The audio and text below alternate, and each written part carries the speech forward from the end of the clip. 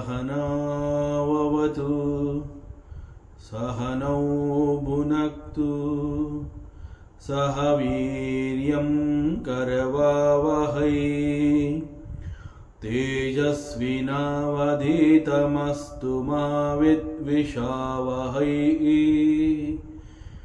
ओम शांति शांति ಶಾಂತಿ. ಶ್ರೀಕೃಷ್ಣ ಸರ್ವೂ ನಿನ್ನ ಸೇವೆಯಾಗಲಿ ಸ್ವಾಮಿ. ಎಲ್ಲ ಆಧ್ಯಾತ್ಮ ಬಂಧುಗಳಿಗೂ ನಮಸ್ಕಾರ ಮತ್ತು ಜ್ಞಾನದರ್ಶನಂ ವೇದಿಕೆಗೆ ಸ್ವಾಗತ.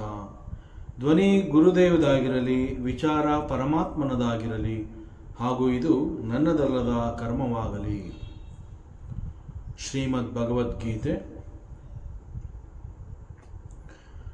ಯಂ ಬ್ರಹ್ಮಾ ವರುಣೇಂದ್ರ ರುದ್ರಮರುತಃ ಸ್ತುನ್ವಂತಿ ದಿವ್ಯೈಸ್ತವೈಃ ವೇದೈಃ ಸಾಂಗಪದಕ್ರಮೋಪನಿಷದೈಃ ಗಾಯಂತಿ ಯಂ ಸಾಮಗಾಃ ಧ್ಯಾನಾವಸ್ಥಿತತದ್ಗತೇನ ಮನಸಾ ಪಶ್ಯಂತಿ ಯಂ ಯೋಗಿನೋ ಯಸ್ಯಾಂತಂ ನ ವಿದುಃಸುರಾಸುರಗಣ ದೇವಾಯ ತಸ್ಮೈ ನಮಃ.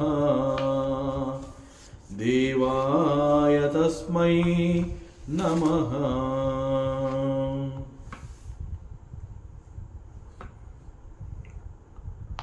ಹಸ್ತಿನಾಪುರದ ರಾಜನ ಆಸ್ಥಾನದಲ್ಲಿ ಎಲ್ಲರೂ ಸೇರಿ ಒಂದು ತೀರ್ಮಾನಕ್ಕೆ ಬರ್ತಾರೆ. ಅಲ್ಲಿ ಬಹು ಮುಖ್ಯವಾದ ಪಾತ್ರವನ್ನು ವಿದುರ ಅವನು ವಹಿಸ್ಕೋತಾನೆ. ಅವನು ಎಲ್ಲರಿಗೂ ಕನ್ವಿನ್ಸ್ ಮಾಡ್ತಾನೆ. ಧೃತರಾಷ್ಟ್ರನನ್ನು ಸಿಂಹಾಸನಕ್ಕೆ ಆಯ್ಕೆ ಮಾಡುವುದೇ ಆದರೆ ಅದು ರಾಜ್ಯದಲ್ಲಿ ಜನಗಳಿಗೆ ಒಂದು ತಪ್ಪು ಸಂದೇಶವನ್ನು ಕೊಟ್ಟ ಹಾಗೆ ಆಗುತ್ತೆ. ಯಾಕೆ ಅಂತಂದರೆ ಧೃತರಾಷ್ಟ್ರ ಹಿ ಈಸ್ ಎ ಬ್ಲೈಂಡ್ ಪರ್ಸನ್, ಅವನಿಗೆ ಕಣ್ಣುಗಳಿಲ್ಲ. ಸೊ ಒಬ್ಬ ದೇಶದ ಮಹಾರಾಜ ಅಂತಂದಾಗ ಹಿ ಮಸ್ಟ್ ಬಿ ವಿಷನರಿ, ಸಮಗ್ರವಾಗಿ ಎಲ್ಲವನ್ನ ನೋಡಬಲ್ಲವನಾಗಿರಬೇಕು. ಸೊ ಎಲ್ಲವನ್ನ ಗ್ರಹಿಸುವಂತಹ ಶಕ್ತಿ, ದಟ್ ಮೀನ್ಸ್ ಕೇವಲ ನೋಟದಿಂದ ಮಾತ್ರ ಅಲ್ಲ, ಅಲ್ಲಿರುವಂತಹ ಕೆಲವು ಸೂಕ್ಷ್ಮಗಳನ್ನು ಕೂಡ ಮನದಾಳಕ್ಕೆ ತಗೊಂಡು ಹೋಗಿ ಅಲ್ಲಿ ವಿಚಾರವನ್ನು ಮಾಡುವಂತಹದ್ದು. ಸೊ ಅದಕ್ಕೆ Pandu is very fit for this. ಆದ್ದರಿಂದ ಇನ್ಸ್ಟೆಡ್ ಆಫ್ ಸೆಲೆಕ್ಟಿಂಗ್ ಧೃತರಾಷ್ಟ್ರ, ನಾವು ಪಾಂಡವನ್ನು ಆಯ್ಕೆ ಮಾಡಬೇಕಾಗತ್ತೆ ಅನ್ನೋ ರೀತಿಯಲ್ಲಿ ಹೇಳ್ತಾನೆ. ಸೊ ಎಲ್ಲರೂ ಒಪ್ಕೋತಾರೆ. ಸೊ ವಿದುರನ ಮಾತಿಗೆ ಎಲ್ಲರೂ ಮನ್ನಣೆಯನ್ನು ಕೊಡ್ತಾರೆ. But Dhritarashtra he was most disappointed. So ಈ ಪ್ರಕಾರ the younger brother Pandu he became the king of Hastinapur. ಹೀಗೆ ಮುಂದೆ ಸ್ವಲ್ಪ ದಿನಗಳಲ್ಲಿ ಧೃತರಾಷ್ಟ್ರನ ಮದುವೆಯಾಗುತ್ತೆ.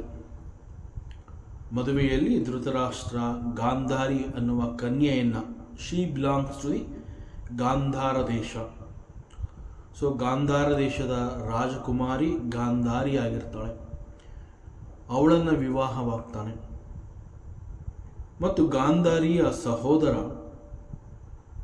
A very interesting character in the Mahabharata, ಅವನು he is Shakuni. So he played a very major and mischievous role in the entire Mahabharata. ಅಲ್ಲಲ್ಲಿ ಅವನ ಪಾತ್ರಗಳು, ವ್ಯಕ್ತಿತ್ವಗಳು ಬರ್ತಾನೆ ಇರುತ್ತೆ. ಸೊ ಇಲ್ಲಿ ಗಾಂಧಾರಿಗೆ ತಾನು ಮದುವೆ ಆಗ್ತಾ ಇರುವಂತಹದ್ದು ಧೃತರಾಷ್ಟ್ರ ಎಂಬ ಒಬ್ಬ ಕುರುಡ ರಾಜನನ್ನ ಅನ್ನುವಂತಹದ್ದು ಅವಳಿಗೆ ತಿಳಿದು ಬಂದಾಗ, ನಾನು ಕೂಡ ಪ್ರಪಂಚವನ್ನು ನಾನು ನೋಡೋದಿಲ್ಲ, ನನ್ನ ಗಂಡನಿಗೆ ಕಾಣದ ಜಗತ್ತು ನನಗೂ ಕೂಡ ಬೇಡ ಅಂತ ಹೇಳಿ ಅವಳು ಕೂಡ ತನ್ನ ಕಣ್ಣುಗಳಿಗೆ ಬಟ್ಟೆಯನ್ನು ಕಟ್ಕೋತಾಳೆ. ಸೊ ಅನೇಕ ಜ್ಞಾನಿಗಳು ಹೇಳ್ತಾರೆ, ಈ ಒಂದು ಸಮಯದಲ್ಲಿ ಗಾಂಧಾರಿ ತೆಗೆದುಕೊಂಡಂತಹ ನಿರ್ಧಾರ, ದಟ್ ಈಸ್ ಅವಳು ಕೂಡ ಪ್ರಪಂಚವನ್ನು ನೋಡೋದಿಲ್ಲ, ನನ್ನ ಗಂಡನಿಗೆ ಕಣ್ಣಿಲ್ಲ, ಆದ್ದರಿಂದ ನಾನು ಕೂಡ ಜಗತ್ತನ್ನು ನೋಡೋದಿಲ್ಲ ಅನ್ನುವಂತಹ ಒಂದು ತಪ್ಪು ನಿರ್ಧಾರ ಮುಂದಿನ ಮಹಾಭಾರತದ ಬಹಳ ದೊಡ್ಡ ಯುದ್ಧಕ್ಕೆ ಎಲ್ಲೋ ಇದು ಕೂಡ ಒಂದು ಕಾರಣವಾಗಿ ಕಂಡುಬಂದಿರಬಹುದು ಅನ್ನುವಂತೆ ಅನೇಕ ತಜ್ಞರು ಅಭಿಪ್ರಾಯವನ್ನು ಪಡ್ತಾರೆ. ಯಾಕೆ ಅಂತಂದರೆ ಅವಳು ಕಣ್ಣಿಗೆ ಬಟ್ಟೆಗಳನ್ನು ಕಟ್ಕೊಳ್ಳದೆ ಹೋಗಿದ್ದರೆ ಬಹುಶಃ ಅನೇಕ ತಪ್ಪುಗಳನ್ನು ಅವಳು ಸರಿಪಡಿಸಬಹುದಾಗಿತ್ತು. ಹಾಗಾಗಿ ಅವಳು ಜವಾಬ್ದಾರಿಯನ್ನು ತಗೊಳ್ಳಿಲ್ಲ ಅನ್ನುವಂತಹ ಮಾತುಗಳನ್ನು ಕೂಡ ಅನುಭವಿಗಳು ಹೇಳ್ತಾರೆ. ಸೊ ಈಗ ಇಲ್ಲಿ basically Dhritarashtra is A blind person.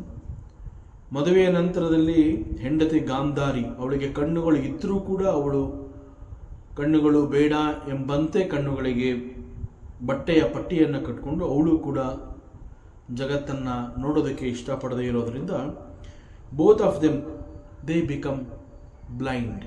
ಅವರಿಬ್ಬರೂ ಕೂಡ ಕುರುಡರಂತೆ ಇರ್ತಾರೆ. ಈ ಕಾರಣದಿಂದ ಹೇಳ್ತಾರೆ, ಒಂದು ವೇಳೆ ಗಾಂಧಾರಿ ಕಣ್ಣುಗಳನ್ನು ಮುಚ್ಚಿಕೊಳ್ಳದೆ ಹೋಗಿದ್ದರೆ ತನ್ನ ಕಣ್ಣೆದುರಿಗೆ ನಡೆದಂತಹ ಅನೇಕ ತಪ್ಪುಗಳನ್ನು ಅವಳು ತಿದ್ದಬಹುದಾಗಿತ್ತು. ಆದರೆ ಅವಳು ಆ ರೀತಿ ಮಾಡಲಿಲ್ಲ, ಜವಾಬ್ದಾರಿಯನ್ನು ತೆಗೆದುಕೊಳ್ಳಲಿಲ್ಲ. ಹೀಗಾಗಿ ಗಾಂಧಾರಿ ಮತ್ತು ಧೃತರಾಷ್ಟ್ರ ಇವರಿಗೆ ಹುಟ್ಟಿದಂತಹ ಮಕ್ಕಳುಗಳು ಕೂಡ ಒಂದು ರೀತಿಯಲ್ಲಿ ಧರ್ಮವನ್ನು ನೋಡಲಾಗದೆ ಅಧರ್ಮದಿಂದಲೇ ಬದುಕಿದ್ರು ಅವರು. ಸೊ ಈ ಅರ್ಥದಲ್ಲಿ the entire family, Dhritarashtra, Gandhari ಹಾಗೂ ಕೌರವರು ಎಲ್ಲರೂ ಕೂಡ ಒಂದು ರೀತಿಯಲ್ಲಿ ಕುರುಡ ಬದುಕು ಮಾಡಿದರು.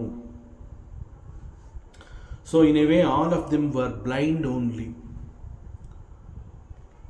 ಸೊ ಧೃತರಾಷ್ಟ್ರ ಮತ್ತು ಗಾಂಧಾರಿ ಇವರಿಗೆ ಒಟ್ಟು 101 ಜನ ಮಕ್ಕಳು ಹುಟ್ಟುತ್ತಾರೆ.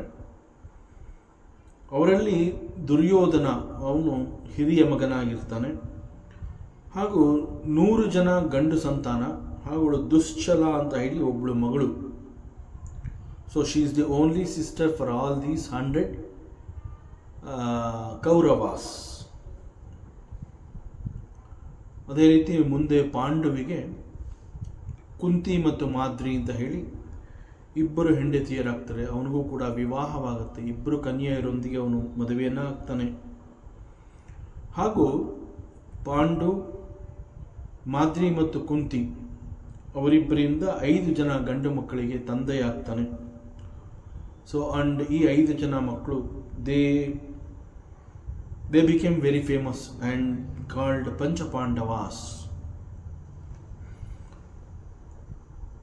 ಆ್ಯಕ್ಚುಲ್ ಆಗಿ ಪಾಂಡು ಮಹಾರಾಜನಾಗಿದ್ದಂತಹ ಒಂದು ಸಮಯದಲ್ಲಿ ಇನ್ನೂ ಅವನಿಗೆ ಪಂಚಪಾಂಡವರು ಬಂದಿರಲಿಲ್ಲ ಅವನ ಸಂಸಾರಕ್ಕೆ. ಅಂತಹ ಒಂದು ಸಮಯದಲ್ಲಿ he goes to the forest for hunting. ಸಾಮಾನ್ಯವಾಗಿ ಮಹಾರಾಜರು ಅಂತಂದಾಗ ಅವರಿಗೆ ಒಂದು ಅಭ್ಯಾಸ ಇರುತ್ತೆ, ಬೇಟೆ ಆಡೋದು ಅವರ ಹವ್ಯಾಸ. There is one more reason. ಒಂದು ಬೇಟೆ ಎನ್ನುವಂಥದ್ದು, ಹಂಟಿಂಗ್ ಅನ್ನುವಂತಹದ್ದು ಅವರಿಗೆ ಅಭ್ಯಾಸ ಅನ್ನುವಂಥದ್ದಾದರೆ, ಮತ್ತೊಂದು ಊರಿನೊಳಗೆ ಕಾಡು ಮೃಗಗಳು ಬರದಂತೆ ಊರನ್ನು ರಕ್ಷಿಸುವಂತಹದ್ದು. ಸೊ ಈ ಎರಡೂ ದೃಷ್ಟಿಯಿಂದ ಮಹಾರಾಜರು ಆಗಾಗ್ಗೆ ಕಾಡಿಗೆ ಹೋಗಿ ಬೇಟೆಯಾಡುವಂತಹ ಹವ್ಯಾಸವನ್ನು ಬೆಳೆಸ್ಕೊಂಡಿರ್ತಾರೆ. ಆ ರೀತಿಯಲ್ಲಿ ಒಮ್ಮೆ Maharaja Pandu he goes to the forest for hunting. ಅಲ್ಲಿ ಬೇಟೆಯಾಡುವಂತಹ ಸಮಯದಲ್ಲಿ ಅವನಿಗೆ ಒಂದು ಶಬ್ದ ಕೇಳಿ ಬರುತ್ತೆ. ಅವನು ಬಿಲ್ಲು ವಿದ್ಯೆಯಲ್ಲಿ ಸಾಕಷ್ಟು ಪರಿಣಿತ ಕೂಡ ಆಗಿರ್ತಾನೆ. ಹಾಗಾಗಿ ಶಬ್ದ ಬಂದ ದಿಕ್ಕಿಗೆ ಬಾಣವನ್ನು ಹೂಡಿ ಬಾಣ ಪ್ರಯೋಗ ಮಾಡ್ತಾನೆ. ಅವನು ಯೋಚನೆ ಮಾಡುವಂತಹದ್ದೇನು ಅಂತಂದರೆ, ಇದು ಯಾವುದೋ ಪ್ರಾಣಿಯ ಶಬ್ದ. ಸೊ ಶಬ್ದ ಬಂದ ದಿಕ್ಕಿಗೆ ಬಾಣವನ್ನು ಬಿಟ್ಟರೆ ಅಲ್ಲಿ ಇರುವಂತಹ ಪ್ರಾಣಿ ನನ್ನ ಬೇಟೆಗೆ ಸಿಗತ್ತೆ ಎನ್ನುವಂತಹದ್ದು ಪಾಂಡುವಿನ ಲೆಕ್ಕಾಚಾರ. ಹೀಗಾಗಿ ಶಬ್ದ, ಪ್ರಾಣಿಗಳ ಶಬ್ದ ಅಂತ ಗ್ರಹಿಸಿ ಶಬ್ದ ಬಂದ ದಿಕ್ಕಿಗೆ ಬಾಣವನ್ನು ಬಿಡ್ತಾನೆ. Unfortunately because of this he killed A Saint. ಒಬ್ಬ ಸಾಧು, ಒಬ್ಬ ಸಂತನನ್ನು ಕೊಲ್ಲೋ ಹಾಗೆ ಆಗುತ್ತೆ. ಅವನ ಹೆಸರು ಕಿಂದಮ ಅಂತ. ಆ ಋಷಿ ಏನು ಮಾಡ್ತಾನೆ, ಬಾಣ ತಾಕಿ ಸಾಯುವ ಮುಂಚೆ ಪಾಂಡವಿಗೆ ಒಂದು ಶಾಪವನ್ನು ಕೊಡ್ತಾನೆ. ನಿನಗೂ ಕೂಡ ಇದೇ ಗತಿ ಬರುತ್ತೆ ಮುಂದೆ, ನೀನು ಕೂಡ ಮಕ್ಕಳನ್ನು ಹೊಂದಬೇಕು ಅಂತ ಹೇಳಿ ಯಾವ ಸಮಯದಲ್ಲಿ ಹೆಂಡತಿಯನ್ನು ಸೇರುವಂತಹ ಸಮಯದಲ್ಲಿ ನಿನಗೂ ಕೂಡ ಸಾವು ಬರುತ್ತೆ ಅಂತ ಹೇಳಿ ಒಂದು ಘೋರವಾದ ಶಾಪವನ್ನು ಆ ಕಿಂದಮ ಋಷಿ ಕೊಡ್ತಾನೆ. ಈ ಕಾರಣದಿಂದ ಪಾಂಡುವಿನ ಬದುಕಿನಲ್ಲಿ ಒಂದು ರೀತಿ ಜಿಗುಪ್ಸೆ ಆವರಿಸುತ್ತೆ. ಸೊ ಬಹಳ ದುಃಖದಿಂದ ಅವನು ಹಿಂತಿರುಗಿ ಅರಮನೆಗೆ ಬರ್ತಾನೆ. ಆದರೆ ಅರಮನೆಗೆ ಬಂದ ನಂತರದಲ್ಲಿ ಅವನ ಮನಸ್ಥಿತಿನಲ್ಲಿ ಯಾವುದೇ ರೀತಿಯ ಬದಲಾವಣೆ ಅಂತಂದರೆ, ಕಾಡಿನಲ್ಲಿ ನಡೆದಂತಹ ದುರ್ಘಟನೆಯ ಕಾರಣದಿಂದ ಮನಸ್ಸು ಒಂದು ರೀತಿಯ ಜಿಗುಪ್ಸೆಗೆ ಒಳಗಾಗಿರುತ್ತೆ. ಅದರಿಂದ ಹೊರಬರಲಾಗದೆ ಅವನೇನು ಮಾಡ್ತಾನೆ, ಒಂದು ರೀತಿಯ ವೈರಾಗ್ಯ ಅವನಲ್ಲಿ ಉಂಟಾಗುತ್ತೆ. ಸೊ ಅವನು ನನಗೆ ಪದವಿ ಬೇಡ, ರಾಜ್ಯ ಬೇಡ ಅಂತ ಹೇಳಿ along with his wives Kunti ಮತ್ತು ಮಾದ್ರಿ ಅವರೊಂದಿಗೆ ಪದವಿಯನ್ನು, ರಾಜ್ಯವನ್ನು ಬಿಟ್ಟುಕೊಟ್ಟು they all went to the forest. ಈಗ ಅಲ್ಲಿ ಅವರಿಗೆ ಬೇರೆ ದಾರಿನೇ ಇಲ್ಲ. ಹಸ್ತಿನಾಪುರದಲ್ಲಿ ಪಾಂಡು ಇಲ್ಲದ ಕಾರಣದಿಂದ Dhritarashtra was force to made the king. So ಹೀಗಾಗಿ ಆಡಳಿತದಲ್ಲಿ ಭೀಷ್ಮ ಅವನಿಗೆ ಸಲಹೆಗಳನ್ನು ಕೊಡ್ತಾ ರಾಜ್ಯಭಾರವನ್ನು ಧೃತರಾಷ್ಟ್ರ ಮಾಡ್ತಾ ಇರ್ತಾನೆ. ಸೊ ಆದರೂ ಕೂಡ ಇಲ್ಲಿ ಒಂದು ಸಲಹೆ, ಒಂದು ವಿಚಾರವನ್ನು ತಿಳಿಸಿರ್ತಾರೆ ಧೃತರಾಷ್ಟ್ರನಿಗೆ. ಈ ಸದ್ಯದಲ್ಲಿ ಪಾಂಡು ಕಾಡಿಗೆ ಹೋಗಿದ್ದಾನೆ, ಮುಂದೆ ಒಂದು ಸಂದರ್ಭ ಅವನು ಹಿಂತಿರುಗಿ ಬರಬಹುದು. ಅವನು ಹಿಂತಿರುಗಿ ಬಂದಾಗ ನೀನು ಸಿಂಹಾಸನವನ್ನು ಬಿಟ್ಕೊಡ್ಬೇಕಾಗುತ್ತೆ. ಇಲ್ಲ, ಹಿರಿಯ ಮಗನಿಗೆ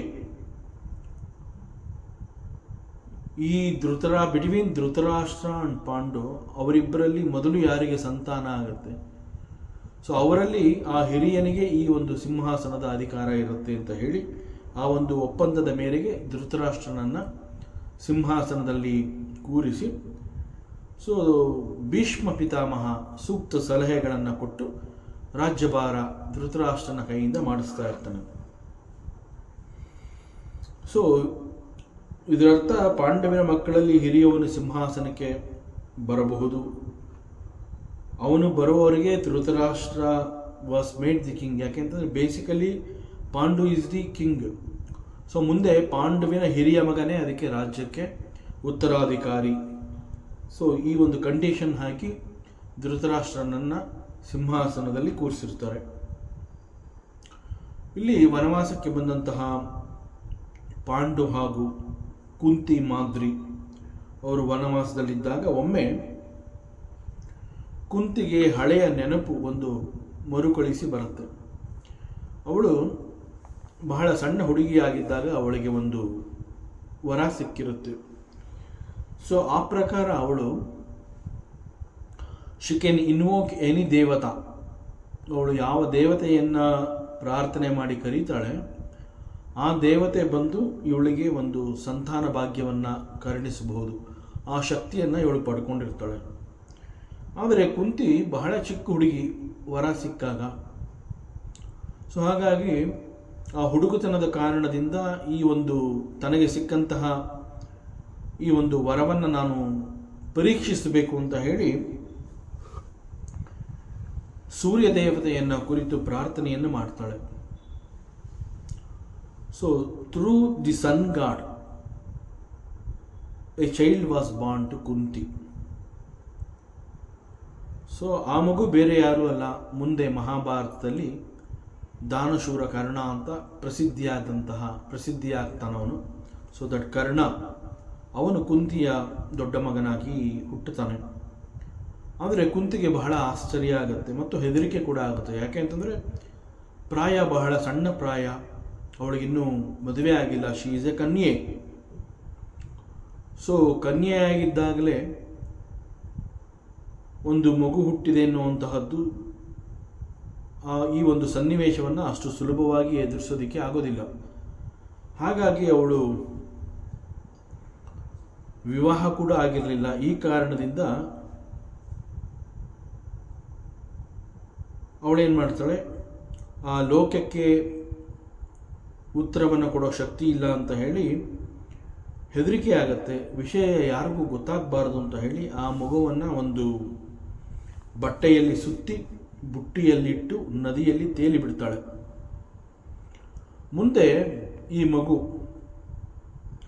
ಒಬ್ಬ ರಥದ ಸಾರಥಿಯ ಮಗನಾಗಿ ಬೆಳೀತಾನೆ. ಅಂತಂದರೆ ಆ ಸಾರಥಿಗೆ ಈ ಒಂದು ಮಗು ಸಿಗತ್ತೆ. ಆ ಸಾರಥಿಯ ಹೆಂಡತಿ ಶೀಸ್ ರಾಧೆ. ಸೊ ಈ ಸಾರಥಿ ಹಾಗೂ ರಾಧೆ ಈ ಮಗುವನ್ನು ತಮ್ಮ ಮಗು ಅಂತ ಹೇಳಿ ಬೆಳೆಸ್ತಾರೆ. So this Karna, since he is the son of Radhe, he is also called Radheya.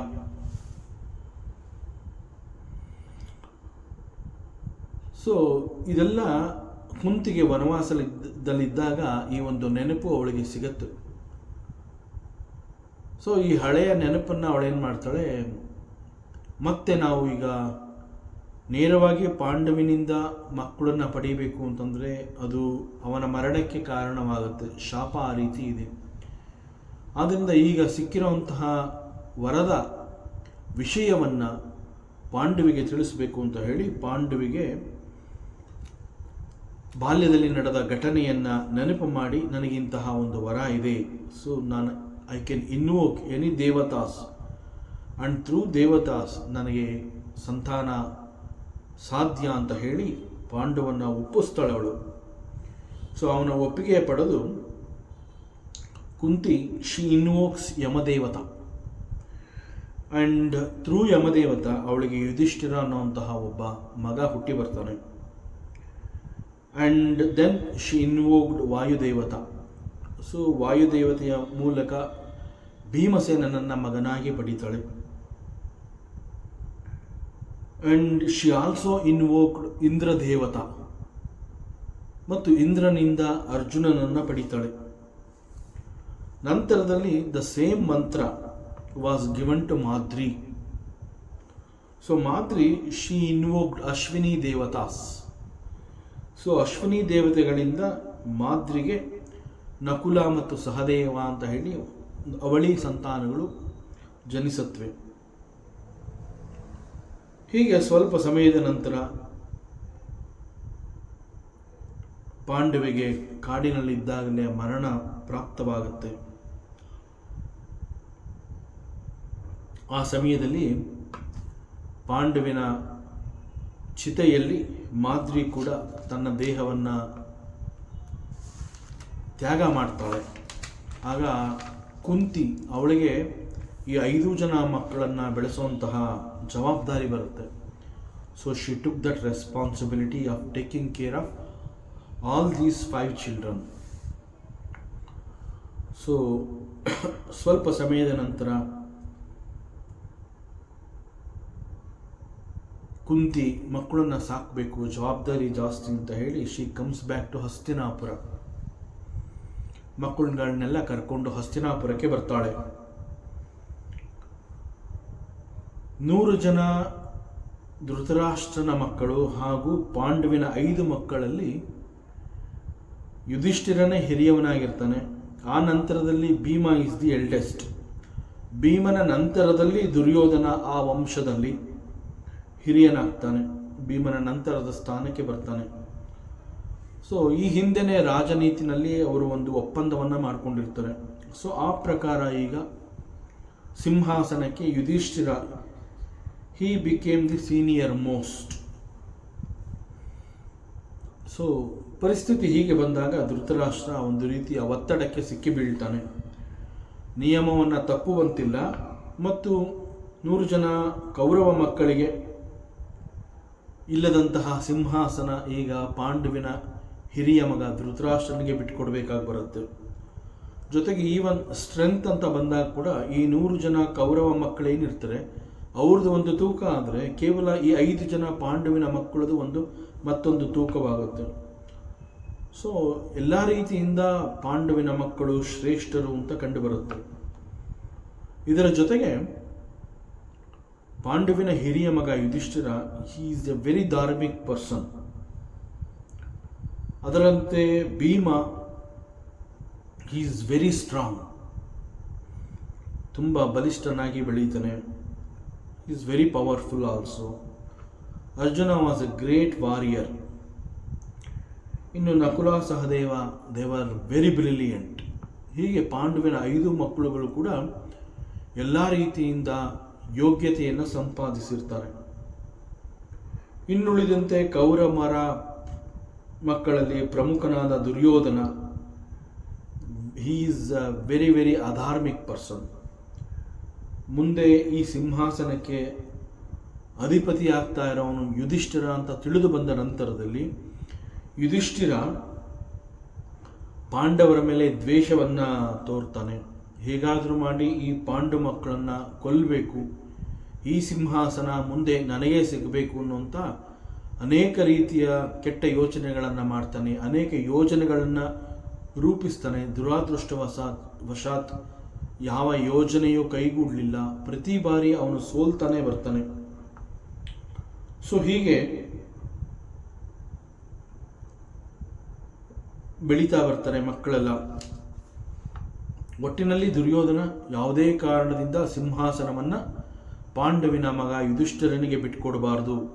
ಹಸ್ತಿನಾಪುರದ ರಾಜ ಅಂತಂದರೆ ಅದು ಮುಂದೆ ನಾನೇ ಆ ಸ್ಥಾನಕ್ಕೆ ಬರಬೇಕು ಅನ್ನುವಂತಹದ್ದು ದುರ್ಯೋಧನನ ಆಲೋಚನೆ. ಆದರೆ ಸದ್ಯದ ಪರಿಸ್ಥಿತಿಯಲ್ಲಿ ದುರ್ಯೋಧನಾದಿಗಳು ಮತ್ತು ಪಾಂಡವರು ಅವರೆಲ್ಲ ಇನ್ನೂ ಸಣ್ಣ ಪ್ರಾಯದವರು. ಸೊ ಮುಂದೆ ಈ ರೀತಿ ಆಗತ್ತೆ ಅನ್ನುವಂತಹದ್ದನ್ನು ಈಗಲಿಂದನೇ ದುರ್ಯೋಧನ ತನ್ನ ಮನಸ್ಸಿನಲ್ಲಿ ಕೆಟ್ಟ ಆಲೋಚನೆಗಳನ್ನ ಬೆಳೆಸ್ಕೊತಾ ಬಂದಿರ್ತಾನೆ. ಆದರೆ ಆ್ಯಕ್ಚುಲ್ ಆಗಿ ಅವರೆಲ್ಲ ಇನ್ನೂ ಕೂಡ ಸಣ್ಣ ಪ್ರಾಯದವರಾಗೇ ಇರ್ತಾರೆ. ಸೊ ಎಲ್ಲರಿಗೂ ಕೂಡ ಈ ಒಂದು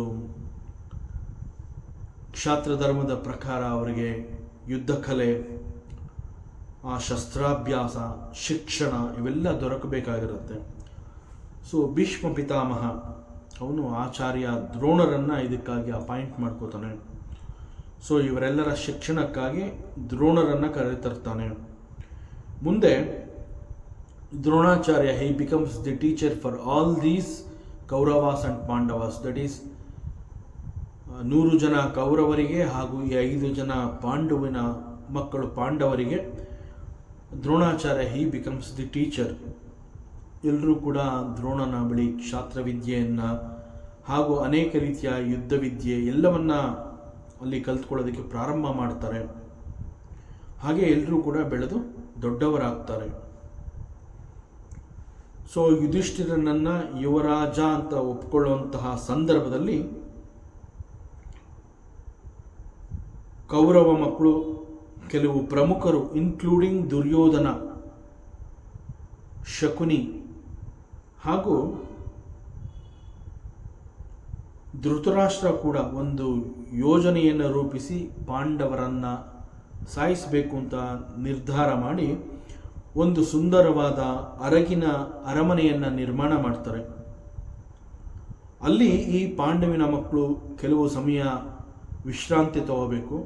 ಯಾಕೆಂದರೆ ಚಿಕ್ಕ ವಯಸ್ಸಿನಿಂದ ಅವರೆಲ್ಲ ಕಾಡಲ್ಲೇ ಬೆಳೆದಿದ್ದಾರೆ, ಬಹಳ ಕಷ್ಟವನ್ನು ಅನುಭವಿಸಿದ್ದಾರೆ. ಸೊ ಹೇಗೋ ಅಲ್ಲಿ ಕುಂತಿ ಈ ಮಕ್ಕಳನ್ನ ಕಾಪಾಡಿಕೊಂಡು ಹಸ್ತಿನಾಪುರಕ್ಕೆ ಕರೆತಂದ ನಂತರದಲ್ಲಿ ಅವರ ಶಿಕ್ಷಣ ಎಲ್ಲ ಆಗಿದೆ. ಸೊ ಇಲ್ಲಿಯವರೆಗೆ ಅವರಿಗೆಲ್ಲೂ ಕೂಡ ರೆಸ್ಟ್ ಅನ್ನುವಂತಹದ್ದಾಗಿಲ್ಲ. ಅದರಿಂದ ಅವರಿಗೆ ಸ್ವಲ್ಪ ವಿಶ್ರಾಂತಿ ಸಿಗಲಿ ಅಂತ ಹೇಳಿ ಒಂದು ಅರಗಿನ ಅರಮನೆಯನ್ನು ಕಟ್ಟಿಸಿ it is made up of wax ಅನ್ನುವಂತಹದ್ದನ್ನು ತಿಳಿಸದೆ ಈ ಅರಮನೆಯಲ್ಲಿ ಇವರು ಸ್ವಲ್ಪ ಕಾಲ ವಿಶ್ರಾಂತಿ ಪಡೀಲಿ ಅಂತ ಹೇಳಿ ಒಂದು ಯೋಜನೆಯನ್ನು ರೂಪಿಸ್ತಾರೆ. ಪಾಂಡವರು ಹಾಗೂ ಕುಂತಿ ಈ ಅರಮನೆಯನ್ನು ಪ್ರವೇಶಿಸಿದ ನಂತರ ಸ್ವಲ್ಪ ಸಮಯದಲ್ಲಿ ಆ ಅರಮನೆಯನ್ನು ಬೆಂಕಿ ಹಾಕಿ ಸುಡಬೇಕು ಅನ್ನುವಂತಹದ್ದು ಈ ಕೌರವರ ಯೋಜನೆ ಆಗಿರುತ್ತೆ. ಸೊ ಈ ಪ್ರಕಾರ ಅರಮನೆಯನ್ನು ಅವರು ವ್ಯಾಕ್ಸ್ನಿಂದ ನಿರ್ಮಾಣ ಮಾಡಿರ್ತಾರೆ. ಸೊ ಈ ಪಾಂಡವರು ಹಾಗೂ ಕುಂತಿ ಅರಮನೆಗೆ ಬಂದಿರ್ತಾರೆ. ಆದರೆ ವಿದುರ ಸಕಾಲಿಕ ಅವನ ಒಂದು ಬುದ್ಧಿ ಅವನಿಗೆ ತಿಳಿಸಿ ಇವರೆಲ್ಲರನ್ನ ಪಾರು ಮಾಡ್ತಾನೆ. ಆದರೆ ಅವನು ರೂಪಿಸಿದ ತಂತ್ರ ಕೌರವರಿಗೆ ಗೊತ್ತಾಗಲಿಲ್ಲ.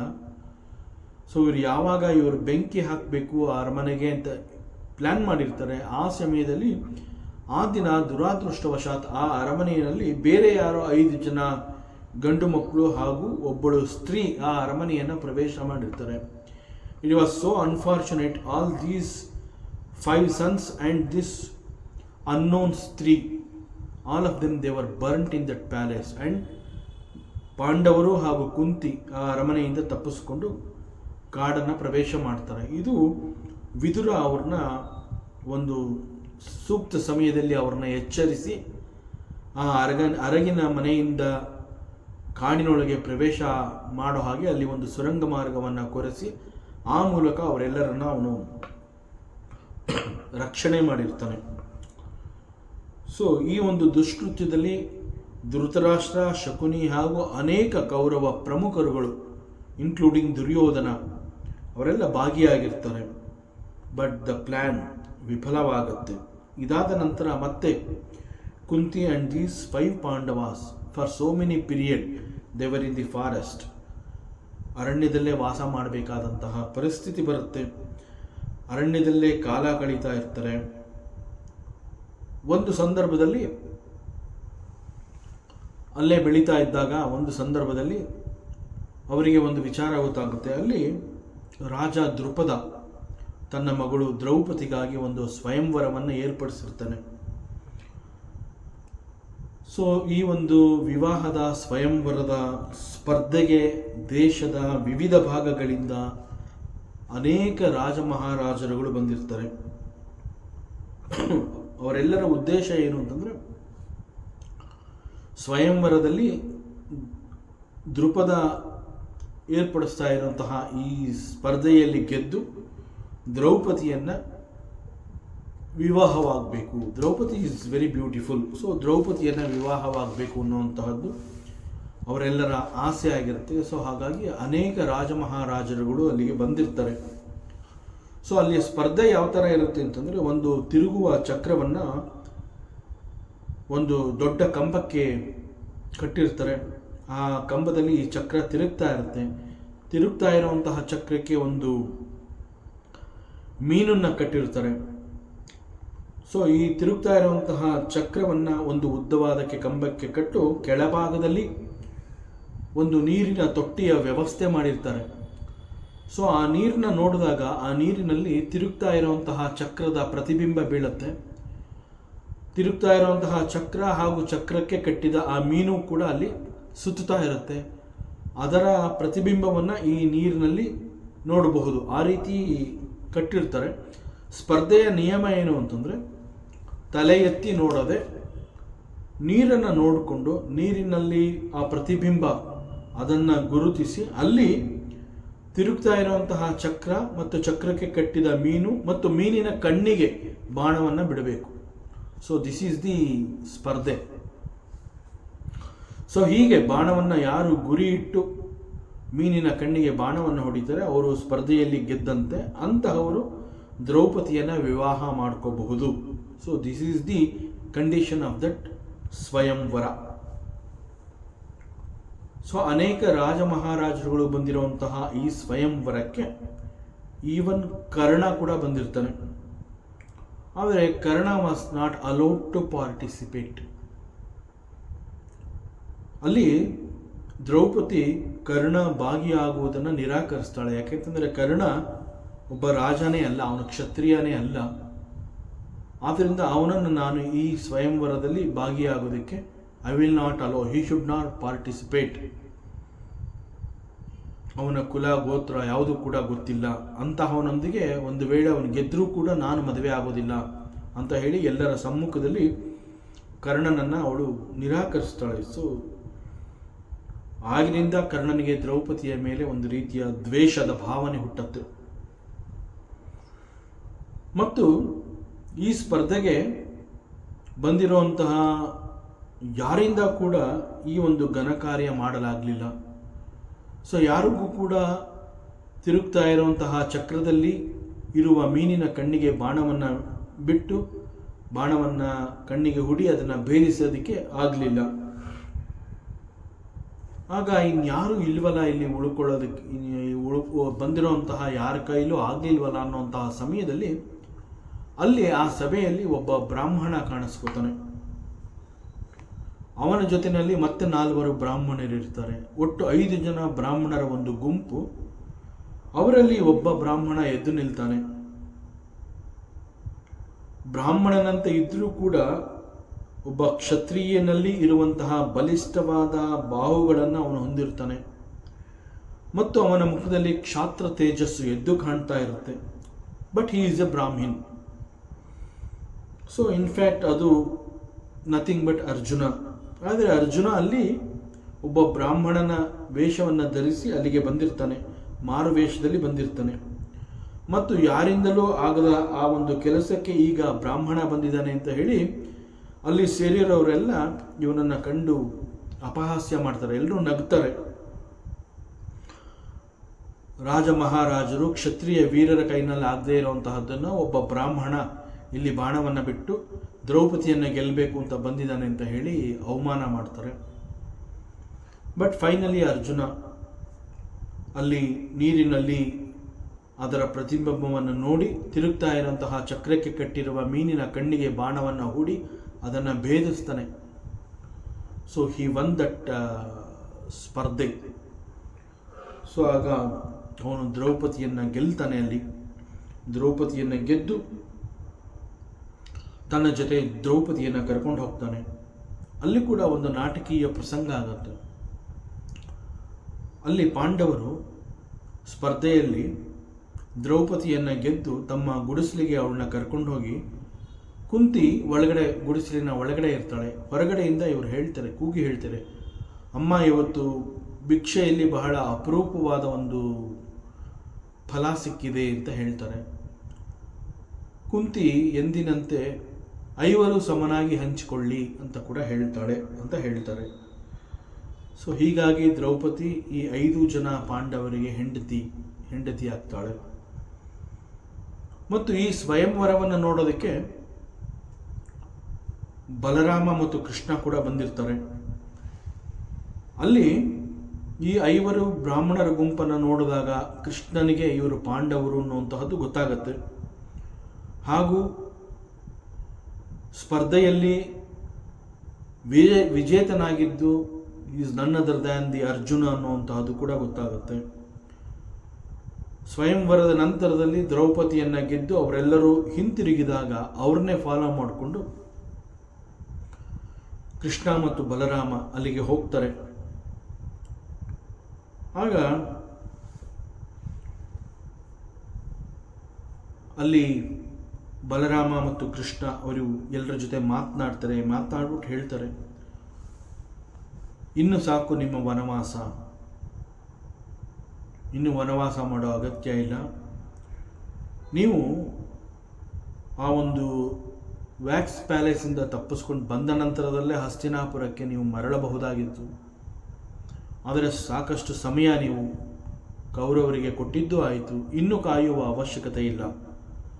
ಆ್ಯಂಡ್ ಹಸ್ತಿನಾಪುರ ಅನ್ನುವಂತಹದ್ದು ನಿಮಗೆ ಸೇರಿರುವಂತಹದ್ದು. ಹಸ್ತಿನಾಪುರದ ಸಿಂಹಾಸನಕ್ಕೆ ನಿಮಗೆ ಯೋಗ್ಯತೆ ಇದೆ ಅಷ್ಟೇ ಹೊತ್ತು it is not for the Kauravas.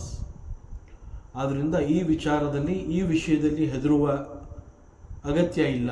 ಆದ್ದರಿಂದ ನೀವು ಧೈರ್ಯವಾಗಿ ಹಸ್ತಿನಾಪುರಕ್ಕೆ ಹೋಗಿ ನಿಮ್ಮ ಸಿಂಹಾಸನದ ಹಕ್ಕನ್ನು ನೀವು ಕೇಳ್ಕೋಬಹುದು.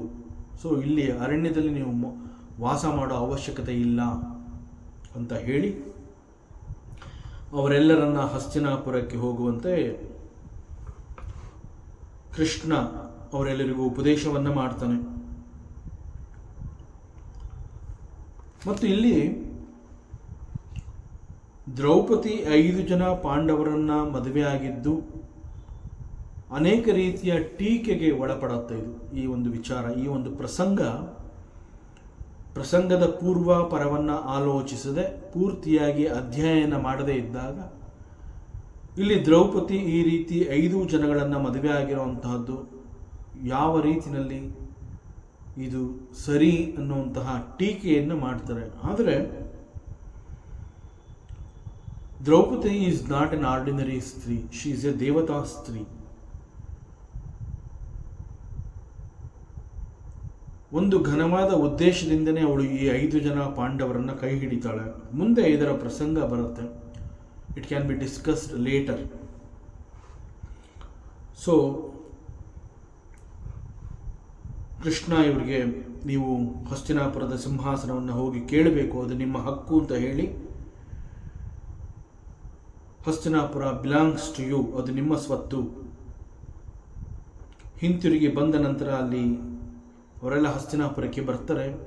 ಅಲ್ಲಿ ಬಂದ ನಂತರ ಮತ್ತೆ ಬೇರೆಯದೇ ರೀತಿಯಲ್ಲಿ ಅಲ್ಲಿ ಒಂದು ಒಪ್ಪಂದ ಆಗುತ್ತೆ ಬಿಟ್ವೀನ್ ಕೌರವಾಸ್ ಅಂಡ್ ಪಾಂಡವಾಸ್. ಅದಕ್ಕೂ ಕೂಡ ನೇರವಾಗಿ ಧೃತರಾಷ್ಟ್ರನೇ ಕಾರಣನಾಗ್ತಾನೆ. ಹಾಗೂ ಆ ಸಮಯದಲ್ಲಿ ಅಲ್ಲೂ ಕೂಡ ಪ್ರಮುಖರೆಲ್ಲ ಇರ್ತಾರೆ ಆ ಸಭೆಯಲ್ಲಿ. ಯಾರು ಕೂಡ ಈ ಒಂದು ಅಸಂಬದ್ಧವಾದ ಒಪ್ಪಂದವನ್ನು ತಡೆ ಹಿಡಿಯೋದಕ್ಕೆ ಆಗಲಿಲ್ಲ. ಅಲ್ಲಿ ಭೀಷ್ಮ ಪಿತಾಮಹ ಇರ್ತಾನೆ, ಆಚಾರ್ಯ ದ್ರೋಣ ಇಸ್ದೆ, ಹಾಗೂ ಅನೇಕ ಪ್ರಮುಖರು ಆ ಸಭೆಯಲ್ಲಿ ಇದ್ದು ಕೂಡ ಇಂತಹ ಒಂದು ತೀರ್ಮಾನವನ್ನು ತೆಗೆದುಕೊಳ್ಳುವಂತಹ ಪರಿಸ್ಥಿತಿ ಬರುತ್ತೆ. ಸೊ ಮತ್ತೊಂದು ರೀತಿಯ ಒಪ್ಪಂದ, ಅದು ಕೂಡ ಪಿತೂರಿಯಿಂದನೇ ಕೂಡಿರುತ್ತೆ. ಸೊ ಅದರ ಪ್ರಕಾರ ರಾಜ್ಯವನ್ನು 2 ಭಾಗ ಮಾಡ್ತಾರೆ, ಹಸ್ತಿನಾಪುರವನ್ನು 2 ಭಾಗ ಮಾಡ್ತಾರೆ. The main Hastinapura retained by the Kauravas. ಮತ್ತು ಯಾವುದೋ ಒಂದು ಭಾಗದಲ್ಲಿ ಒಂದು ಬರಡು ಭೂಮಿ ಇರುತ್ತೆ.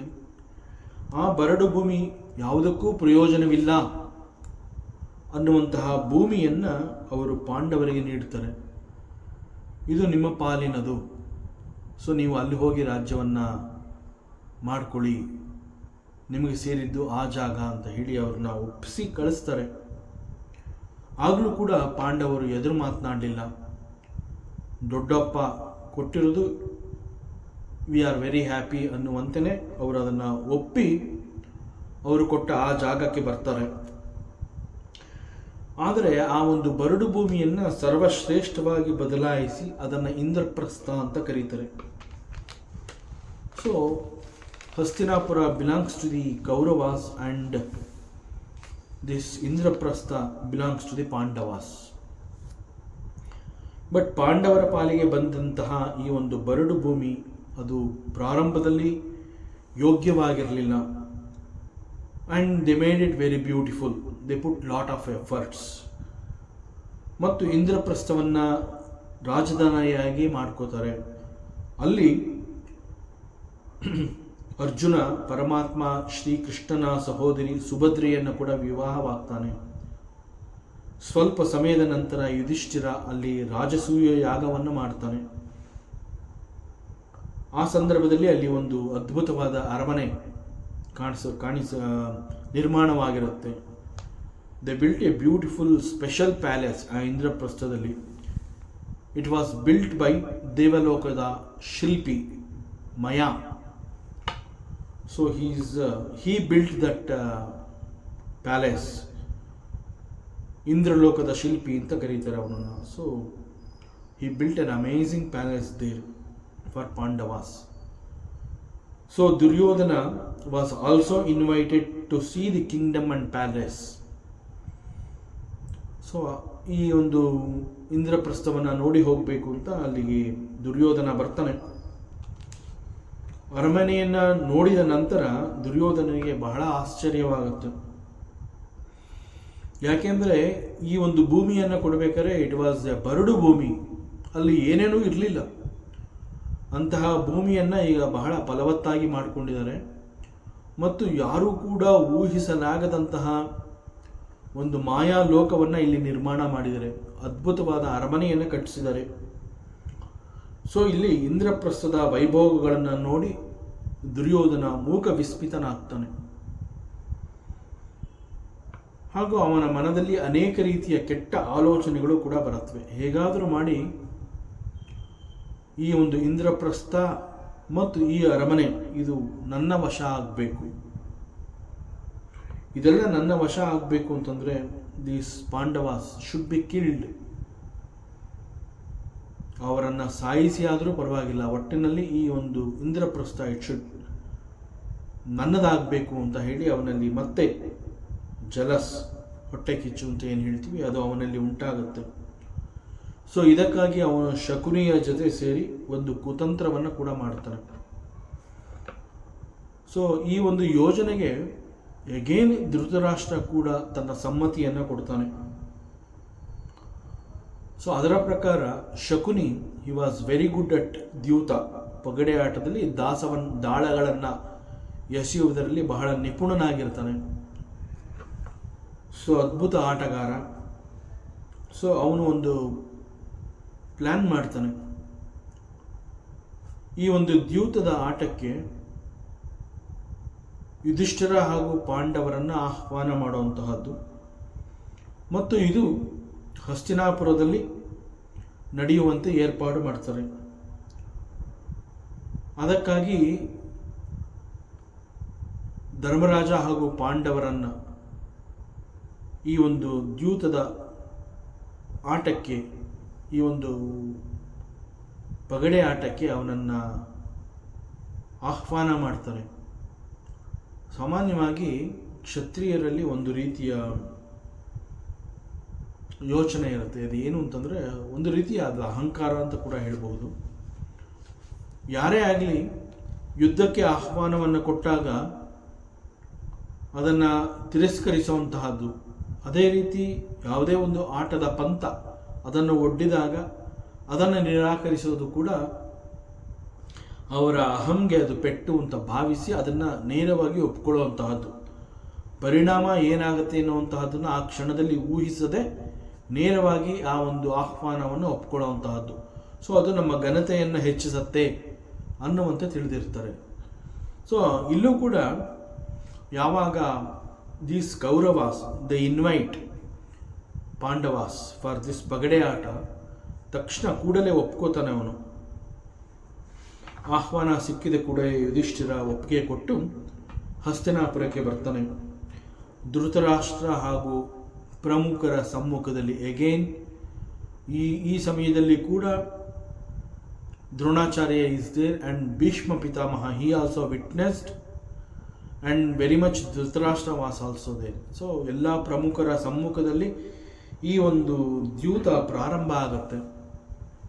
ಪ್ರತಿ ಆಟದಲ್ಲೂ ಕೂಡ ಯುಧಿಷ್ಠಿರ ಸೋಲ್ತಾನೆ ಬರ್ತಾನೆ.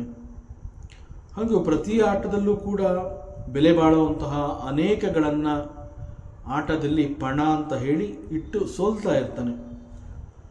ಒಂದು ಹಂತದಲ್ಲಿ ಅವನು ಸರ್ವಸ್ವವನ್ನು ಕೂಡ ಕಳ್ಕೋತಾನೆ. ಕೊನೆಗೆ ಅವನಲ್ಲಿ ಉಳಿಯುವಂತಹದ್ದು ಕೇವಲ ಅವನ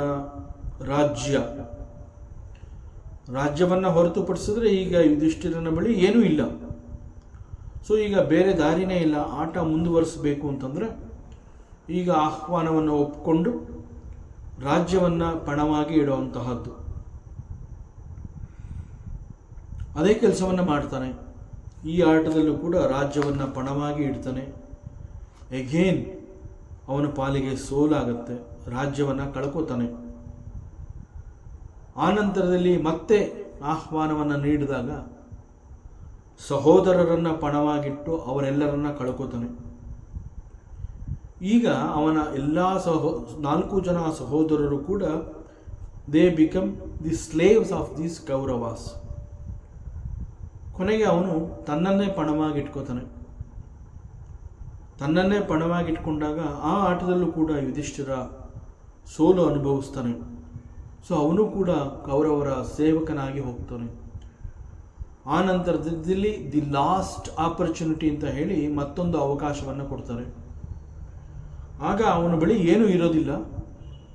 ಆಗ ದ್ರೌಪದಿ ಹೆಂಡತಿಯನ್ನು ಪಣವಾಗಿ ಇಟ್ಟು ಆಟವನ್ನು ಮುಂದುವರಿಸ್ತಾನೆ. ದುರಾದೃಷ್ಟವಶಾತ್ ಹೆಂಡತಿಯನ್ನು ಕೂಡ ಆ ಆಟದಲ್ಲಿ ಅವನು ಕಳ್ಕೋತಾನೆ. ಸೊ ಈ ಒಂದು ಪರ್ಟಿಕ್ಯುಲರ್ ಈವೆಂಟಿಗಾಗಿ ದುರ್ಯೋಧನ ಕಾಯ್ತಾ ಇರ್ತಾನೆ. ಕೂಡಲೇ ಅವನೇನು ಮಾಡ್ತಾನೆ, ದುಶ್ಯಾಸನನನ್ನು ಕರೆದು ಕೂಡಲೇ ಹೋಗಿ ದ್ರೌಪದಿಯನ್ನು ಎಳ್ಕೊಂಡು ಬಾ, ನೌ ಶಿ ಈಸ್ ಅವರ್ ದಾಸಿ, ಅವಳೀಗ ಈ ರಾಜವಂಶದ ಸದಸ್ಯೆ ಅಲ್ಲ ಅವಳು, ಈಗ ಅವರೆಲ್ಲ ಸೋತಿರೋದ್ರಿಂದ ನಮ್ಮ ದಾಸಿ ಅವಳು, ಅದರಿಂದ ಅವಳನ್ನ ಎಳ್ಕೊಂಬ ಅಂತ ಹೇಳಿ ದುಶ್ಯಾಸನನ್ನು ಕಳಿಸ್ತಾನೆ. ತುಂಬಿದ ಸಭೆಗೆ ದುಶ್ಯಾಸನ ಅವಳ ಹೆಡೆಮುರಿ ಕಟ್ಟಿ ಅವಳ ಕೂದಲುಗಳನ್ನು ಹಿಡಿದು ಎಳ್ಕೊಂಡು ಬರ್ತಾನೆ ಆಸ್ಥಾನಕ್ಕೆ. ತುಂಬಿದ ಸಭೆ ಎಲ್ಲರೂ ನೋಡ್ತಾ ಇರ್ತಾರೆ. ಅಲ್ಲಿ ದ್ರೌಪದಿಗೆ ಬಹಳ ದೊಡ್ಡ ಅವಮಾನವನ್ನು ಮಾಡ್ತಾರೆ. ಆಗ ಅವಳ ಮಾನ ರಕ್ಷಣೆ ಮಾಡುವಂತಹದ್ದು ಪರಮಾತ್ಮ ಶ್ರೀಕೃಷ್ಣ ಅವಳನ್ನು ರಕ್ಷಣೆ ಮಾಡ್ತಾನೆ. ಆ ನಂತರದಲ್ಲಿ Draupadi she was ready to curse the entire assembly. ಅಲ್ಲಿ ಎಲ್ಲರನ್ನೂ ಟಾಸ್ಕ್ ತಗೋತಾಳೆ. ಭೀಷ್ಮ ಪಿತಾಮಹ, ದ್ರೋಣ, ಧೃತರಾಷ್ಟ್ರ ಎಲ್ಲರನ್ನ ನಿಂದಿಸ್ತಾಳೆ. ಇಡೀ ಅಸೆಂಬ್ಲಿ, ಇಡೀ ಕೌರವರ ವಂಶಕ್ಕೆ ನಾನು ಶಾಪವನ್ನು ಕೊಡ್ತೀನಿ ಅಂತ ಹೇಳಿ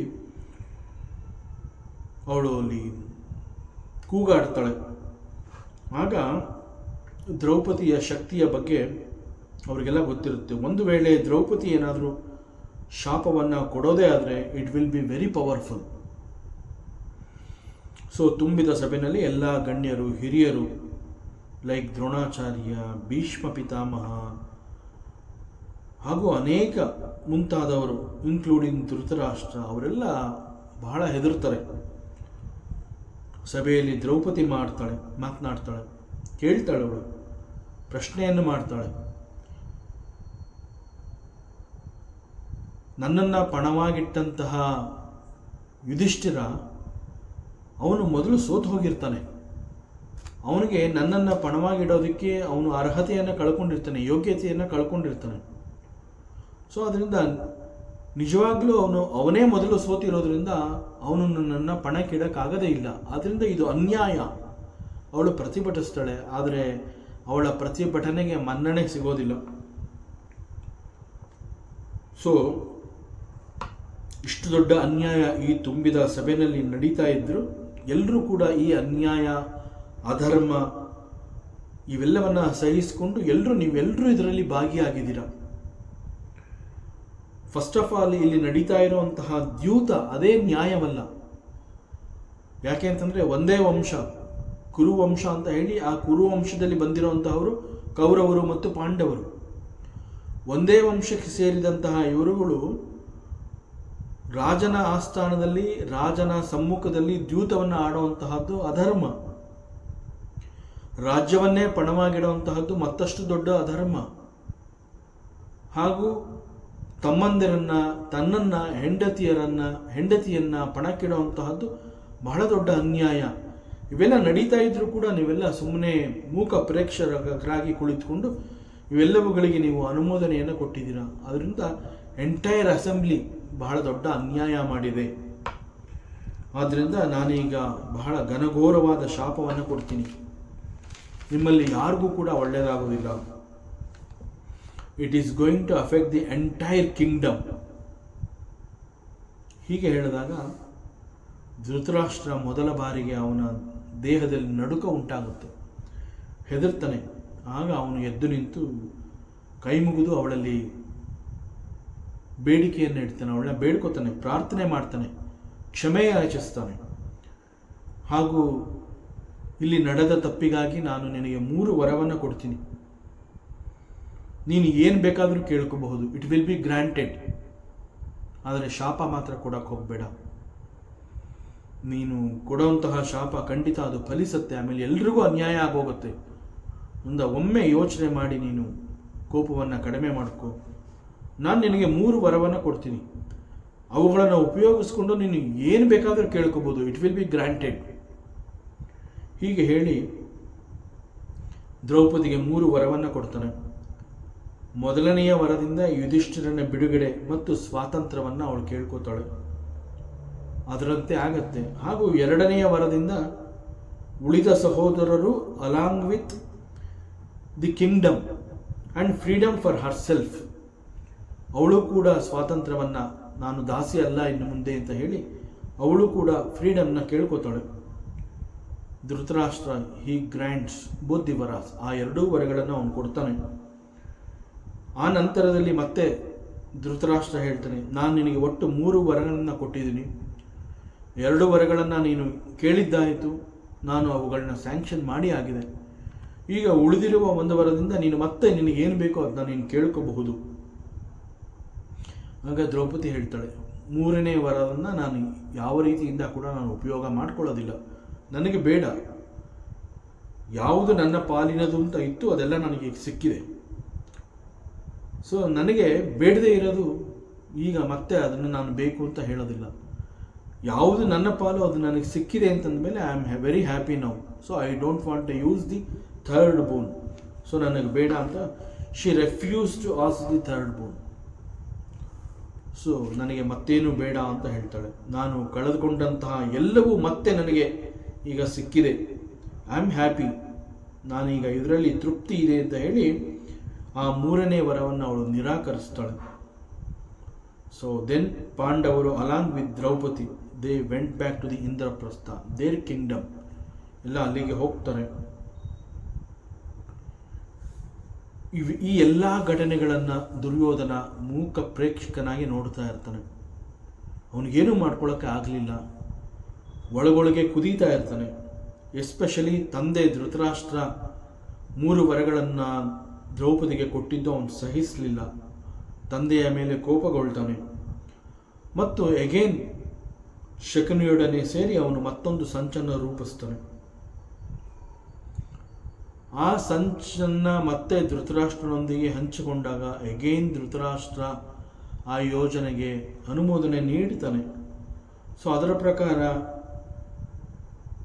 ದುರ್ಯೋಧನ ಮತ್ತೊಮ್ಮೆ ಯುಧಿಷ್ಠಿರನನ್ನ ಜೂಜಿಗೆ ಆಹ್ವಾನ ಮಾಡುವಂತಹದ್ದು. ಈ ಒಂದು ಘನಕಾರ್ಯಕ್ಕೆ ಮತ್ತೊಮ್ಮೆ ಧೃತರಾಷ್ಟ್ರ ಒಪ್ಪಿಗೆಯನ್ನು ಕೊಡ್ತಾನೆ.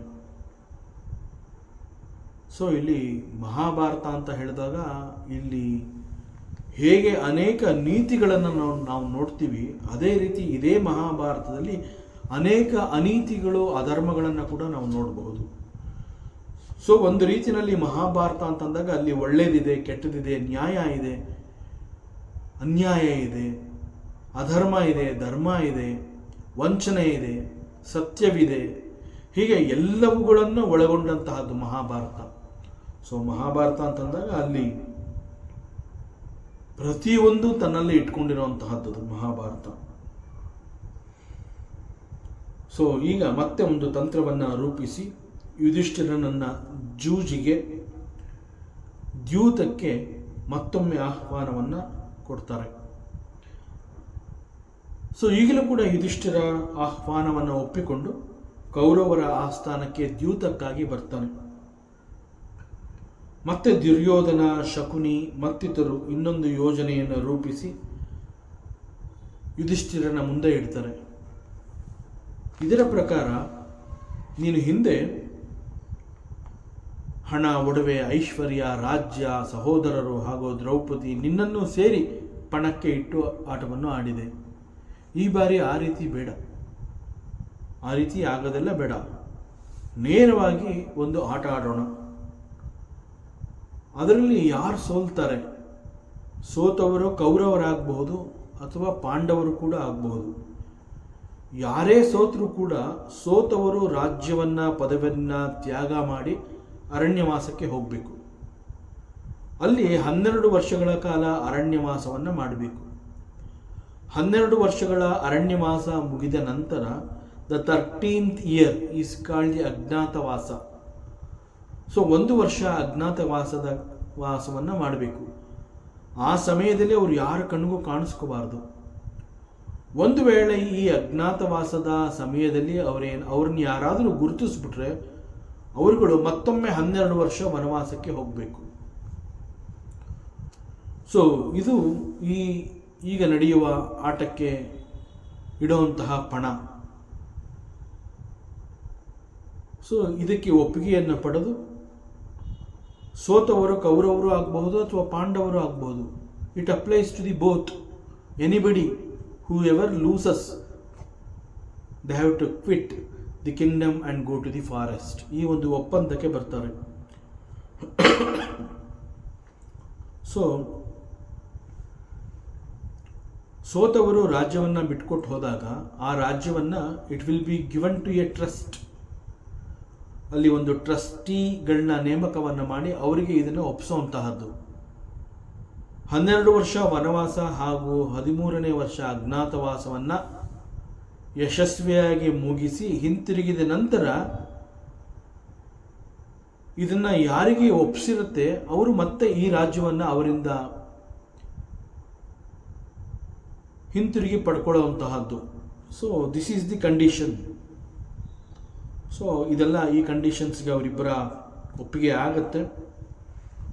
ಅದರಂತೆ ಈ ಒಂದು ಒಪ್ಪಂದದ ನಂತರದಲ್ಲಿ ಮತ್ತೊಮ್ಮೆ ದ್ಯೂತದ ಆಟ ಪ್ರಾರಂಭವಾಗುತ್ತೆ.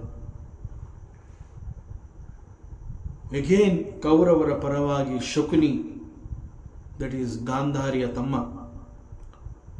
ಮತ್ತು ದುರ್ಯೋಧನನಿಗೆ ಅವನು ಸೋದರ ಮಾವ, ಅವನು ದಾಳಗಳನ್ನು ಎಸಿತಾನೆ. ಆ ದಾಳಗಳ ಮೇಲೆ ಅವನಿಗೆ ಸಂಪೂರ್ಣ ಕಂಟ್ರೋಲ್ ಇರುತ್ತೆ. ಸೊ ಅವನು ಯಾವ ರೀತಿಯಲ್ಲಿ ದಾಳಗಳು ಬೀಳಬೇಕು ಅಂತ ಬಯಸ್ತಾನೆ ಆ ರೀತಿಯಲ್ಲಿ ದಾಳಗಳು ಬೀಳುತ್ತೆ, ಉರುಳ್ತಾ ಇದ್ವು. ಸೊ ಒಂದು ರೀತಿಯಲ್ಲಿ ಶಕುನಿಯ ಬಳಿ ಇದ್ದಂತಹ ಈ ದಾಳಗಳು ಮಾಂತ್ರಿಕವಾಗಿದ್ದವು. ಮತ್ತೆ ಯುಧಿಷ್ಠಿರನಿಗೆ ಹೀನಾಯವಾದ ಸೋಲು ಆಗುತ್ತೆ. ಸೋತ ನಂತರ ಬೇರೆ ದಾರಿ ಕಾಣದೆ ರಾಜ್ಯವನ್ನು ಒಪ್ಪಿಸಿ ಕಾಡಿಗೆ ವನವಾಸಕ್ಕಾಗಿ ಹೊರಡಬೇಕಾಗತ್ತೆ.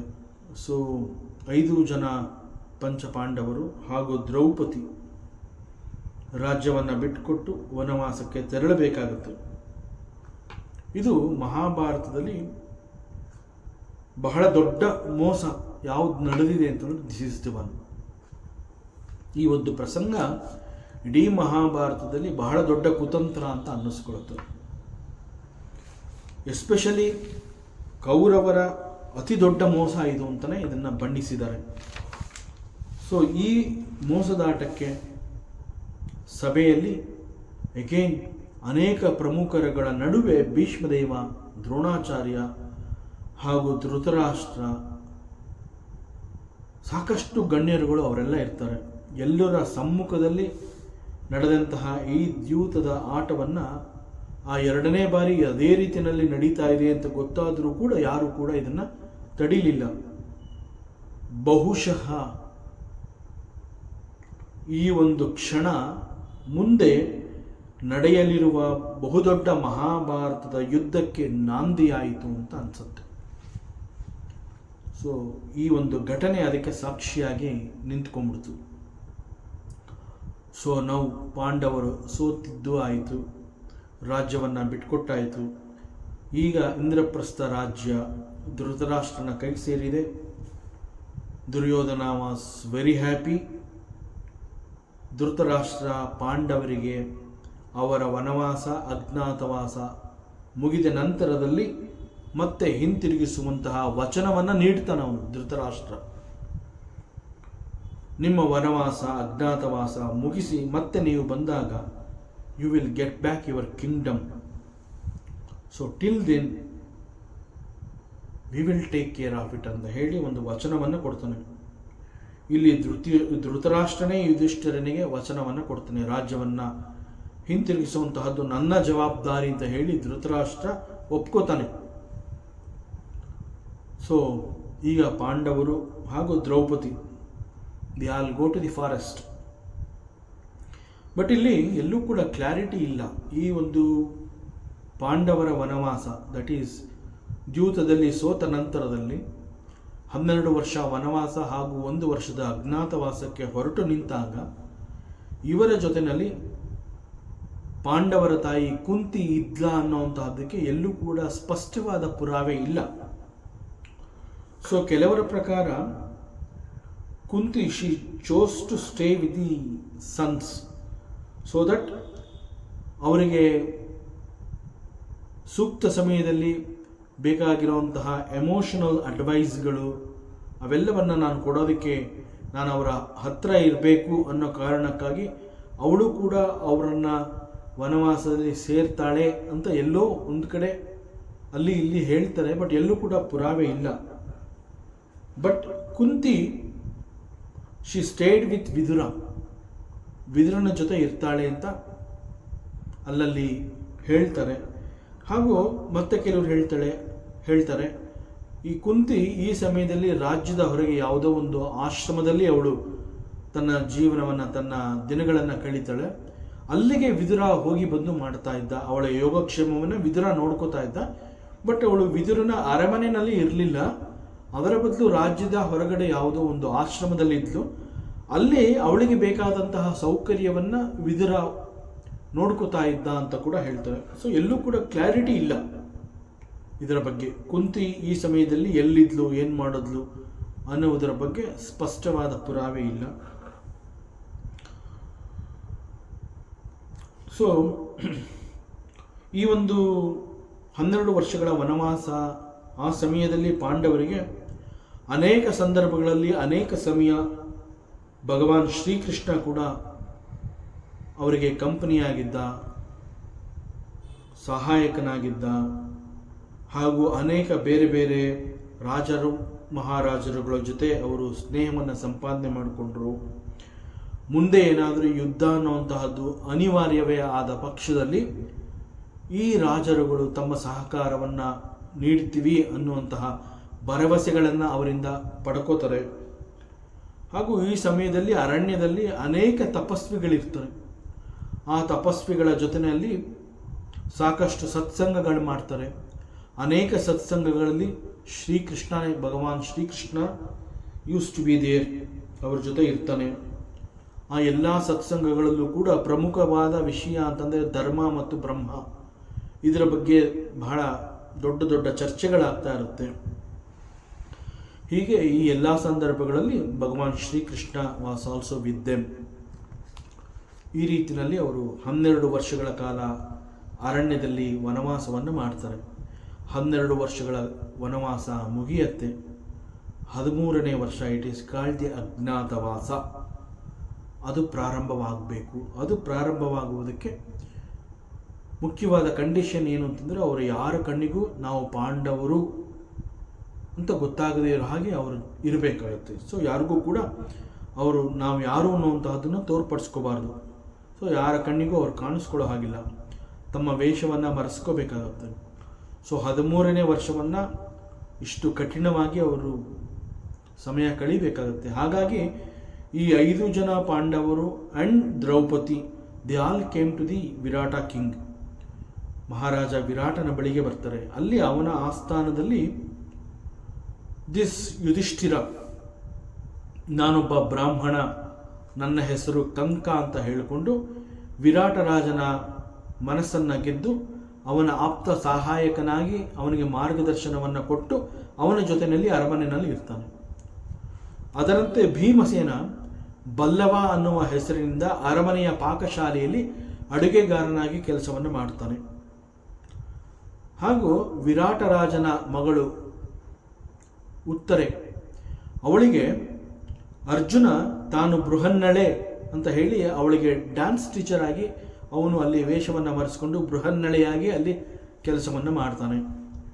ಮತ್ತು ದಿಸ್ ನಕುಲ, ಅವನು ವಿರಾಟ ರಾಜನ